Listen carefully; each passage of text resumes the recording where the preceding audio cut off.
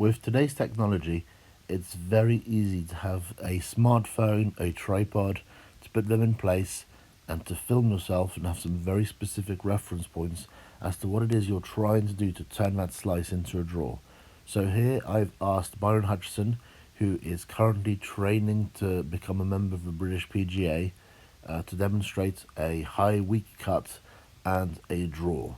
So this is the weak cut, so his club path was out to in nearly 8 degrees, his face was considerably open to the path, and this shot started to the right and curved further to the right. His draw shot, he played, his club path was in to out nearly 5 degrees, his club face was open to the target but close to the path, and so he hit that nice little draw shot.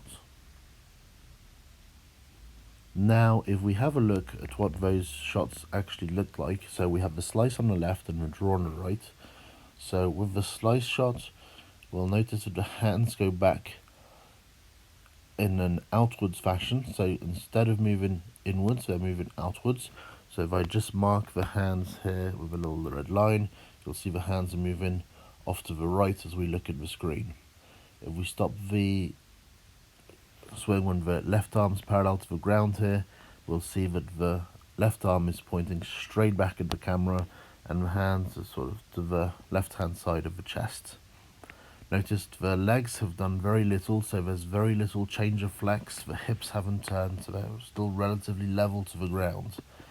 All very different to what we're going to see on the right hand side for the draw shot. Again, I'll mark that little line on the hands and you'll see the hands move much more inwards, and you see the knees start to change flex. I'm going to stop at the same point in time, left arm parallel to the ground, and this time we can see that the left arm isn't pointing back at the camera, but it's pointing to the left of the camera, and the hands are almost to the base of the bicep.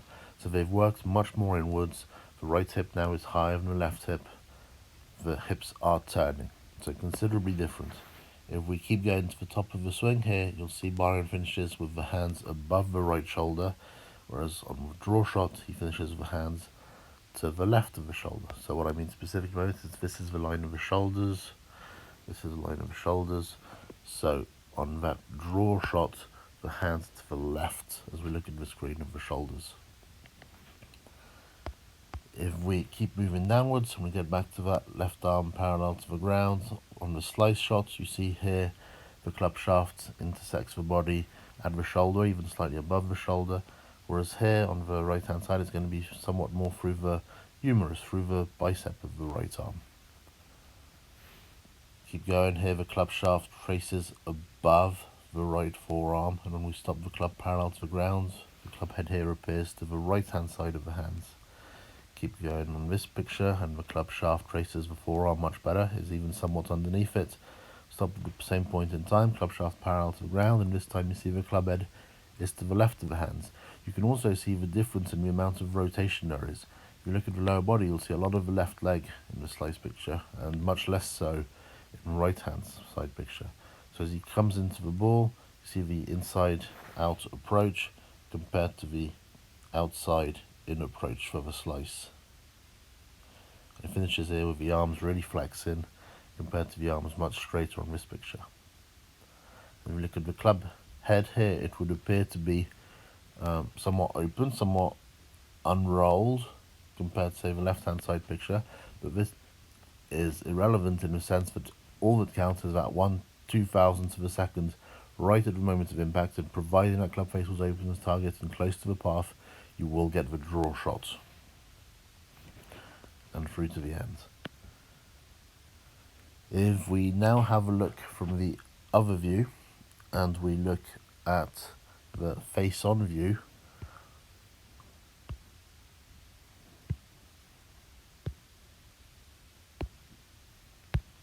and I'll make them both slightly bigger for a better view.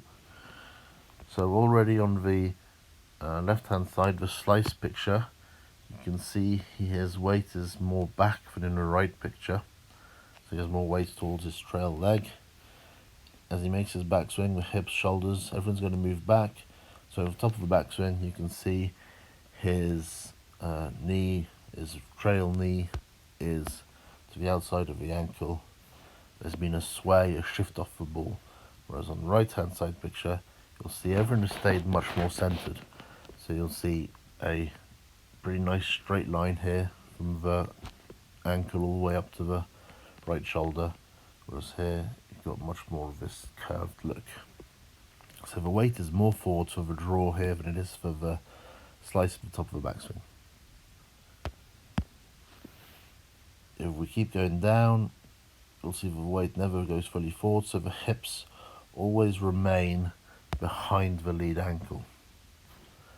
Whereas on the draw shot, he's going to be making much more of a shift, and the hips are gradually going to go more and more forwards, so that they end up much more on the ankle and even in front of the ankle. The club shaft as he hits the ball for the slice is somewhat perpendicular to the ground, not leaning forwards as much as on the draw shot. Coming through, you see the arms flex a little bit, you see how much roll there is in the forearms, and you see this overall flexed position where the chest is pointing much more down to the ground as opposed to the very straight arms position with very little roll here, where you see the chest looks like it's much more extended and pointing to the sky. Notice the difference in the level of the belt. It's much lower in the left hand side picture and it's risen in the right hand side picture. These are good reference points for you to have when you're filming yourself. As you get closer to doing this, you can add more and more precision, but to begin with, these are simple things.